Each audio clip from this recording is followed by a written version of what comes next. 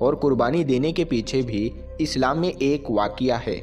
याद रखें, अल्लाह ताला अपने महबूब बंदों से यानी कि अपने नबी और पैगंबरों से बहुत मोहब्बत किया करते हैं और वक्त वक्त पर उनका इम्तिहान भी लेते रहते हैं। इसी तरह से एक बार हज़रत इब्राहीम अलैहिस्सलाम का भी इम्तिहान लिया गया। हज़ारों साल पहले की बात है कि एक रोज़ हज़रत इब्राहीम अलैहिस्सलाम अपने घर में आराम फरमा रहे थे कि उनकी आँख लग गई, यानी कि आप पर नींद गालिब हो गई।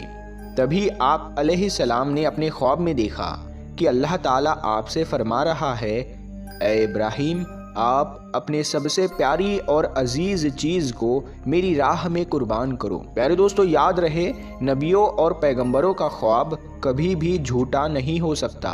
इसीलिए हज़रत इब्राहीम अलैहिस्सलाम ने ये ख्वाब सच जाना और अपनी अजीज़ चीज़ को अल्लाह की राह में कुर्बान करने के लिए तैयार हो गए। उस वक्त हज़रत इब्राहीम अलैहिस्सलाम के पास में काफ़ी तादाद में ऊँट हुआ करते थे। इसीलिए सुबह होते ही आपने उन ऊँटों में से 100 ऊँटों की कुर्बानी दे दी, यानी कि 100 ऊँट अल्लाह की राह में कुर्बान कर दिए।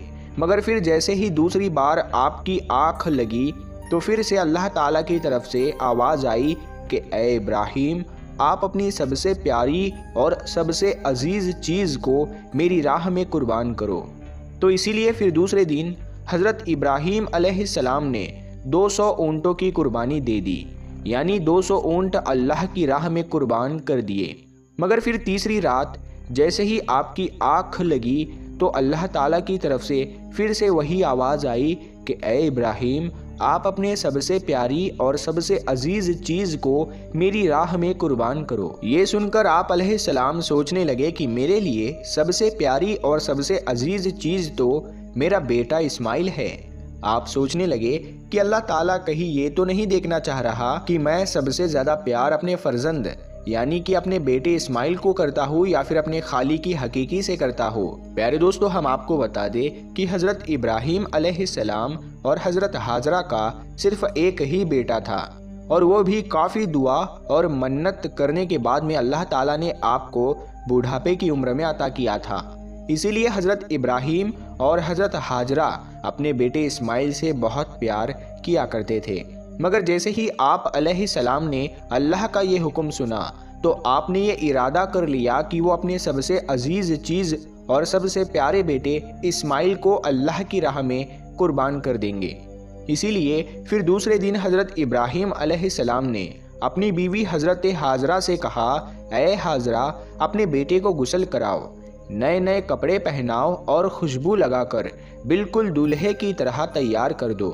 आज हम अपने एक दोस्त के घर पर दावत पर जा रहे हैं। ये सुनकर आपकी बीवी हज़रत हाजरा बहुत खुश हुई और खुशी खुशी से अपने बेटे हज़रत इस्माइल को तैयार कर दिया। फिर जब हज़रत इब्राहीम अलैहिस्सलाम अपने प्यारे बेटे इस्माइल को लेकर फ़िलिस्तीन से मक्का की तरफ रवाना होने लगे, तभी आपके घर में एक शैतान दाखिल हुआ और वो आपकी बीवी हज़रत हाजरा से कहने लगा, ए हाजरा, क्या तुम्हें पता भी है कि तुम्हारे प्यारे बेटे को कहाँ पर ले जाया जा रहा है? तुम्हारे बेटे को तुम्हारा शोहर किसी दोस्त के घर दावत पर नहीं ले जा रहा है, बल्कि तुम्हारे प्यारे बेटे इस्माइल को कुर्बानी करने के लिए ले जाया जा रहा है, यानी कि मारने के लिए ले जाया जा रहा है। ये सुनकर हज़रत हाजरा ने कहा, मैं अपने इब्राहीम को अच्छी तरह से जानती हूँ, भला एक बाप अपने बेटे को क्यों मारेगा? तो ये सुनकर शैतान ने कहा कि तुम्हारे शोहर इब्राहीम ने एक ख्वाब देखा है जिसमें अल्लाह ने तुम्हारे प्यारे बेटे इस्माइल की कुर्बानी मांगी है, इसीलिए इब्राहीम इसको कुर्बानी करने के लिए ले जा रहे हैं। तो ये सुनकर आपकी बीवी हज़रत हाजरा फ़क्र से कहने लगी, ऐ शैतान, तुम पर लानत हो, अगर मेरा बेटा अल्लाह की राह में कुर्बान होने के लिए जा रहा है तो मेरे लिए इससे बड़ी खुशी की बात और क्या होगी।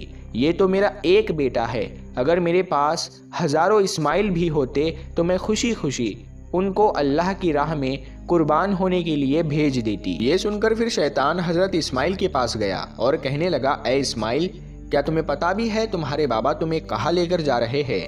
वो तुम्हें किसी दावत में नहीं बल्कि तुम्हें मारने के लिए ले जा रहे हैं। वो तुम्हें अल्लाह की राह में कुर्बान करने के लिए ले जा रहे हैं। तो ये सुनकर हज़रत इस्माइल अलैहिस्सलाम ने फरमाया कि अगर मैं अल्लाह की राह में कुर्बान हो जाऊँ तो मेरे से बड़ा खुशनसीब फिर कौन होगा। ये सुनकर शैतान बहुत मायूस हुआ, इसीलिए फिर वो हज़रत इब्राहीम अलैहिस्सलाम के पास पहुंचा और कहने लगा, ए इब्राहीम, अपने प्यारे बेटे को कुर्बान करने के लिए क्यों ले जा रहे हो? तुम्हें पता भी है कि तुम्हारी यह कुर्बानी अल्लाह की बारगाह में कबूल होगी भी या नहीं।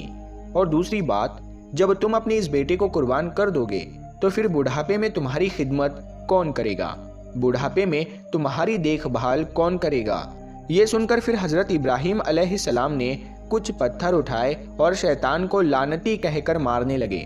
ये देखकर शैतान वहां से भागने लगा। दोस्तों, कहा जाता है कि तभी से मक्का में हज के दौरान शैतान को पत्थर मारा जाना शुरू हुआ। इसी वजह से हज के दौरान शैतान को पत्थर मारा जाता है। फिर हज़रत इब्राहीम अलैहिस्सलाम अपने बेटे को साथ लेकर वहां से चल दिए और आगे बढ़ने लगे। थोड़ी दूर जाने के बाद में आपने अपने बेटे से फरमाया, ए इस्माइल, क्या तुम्हें पता भी है कि हम आपको अल्लाह की राह में कुर्बान करने के लिए ले जा रहे हैं? तो ये सुनकर आपका बेटा हज़रत इस्माइल अलैहिस्सलाम कहने लगे, बाबा जान, इससे बेहतर मेरे लिए और क्या होगा कि मुझे अल्लाह की राह में अल्लाह के एक नबी कुर्बान करने के लिए ले जा रहे हैं। लेकिन बाबा, मेरी एक इल्तिजा है, जब आप मेरा गला काटोगे तो आप वो देख नहीं पाओगे, इसीलिए पहले आप रस्सी से मेरे हाथ और पाँव को अच्छी तरह से बांध लीजिए। और मैं चाहता हूँ कि आप भी अपनी आंखों पर एक पट्टी बांध ले, ताकि आपको मेरे गले पर छुरी चलाते वक्त तरस ना आ जाए। बस फिर क्या था, हज़रत इब्राहीम अलैहिस्सलाम ने अपने प्यारे बेटे इस्माइल के हाथ और पाँव बांधे और अपनी आंखों पर भी पट्टी बांध ली और फिर अपने हाथों में एक छुरी लेकर आसमान की तरफ देखा और कहने लगे, ऐ अल्लाह, अगर आप मुझे 1000 इस्माइल भी देते तो मैं खुशी खुशी के साथ में उन सब को आपकी राह में कुर्बान कर देता। ये कहकर आप वो छुरी अपने बेटे इस्माइल के गर्दन पर चलाने लगे तो इतने में अल्लाह ताला ने फरमाया, ऐ जिब्राइल, जल्दी से जाओ, जन्नत से एक जानवर को लेकर ज़मीन पर जाओ और इस्माइल को वहाँ से हटाकर उसकी जगह वो जानवर को रख दो।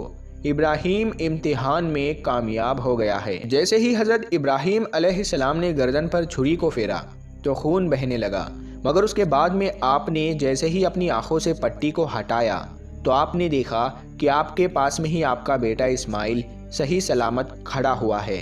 फिर आपने जैसे ही नीचे की तरफ देखा तो आपने देखा कि उसी जगह पर एक दुम्बा, जिसको हम भेड़ कहते हैं, वो कुर्बान हो चुका है।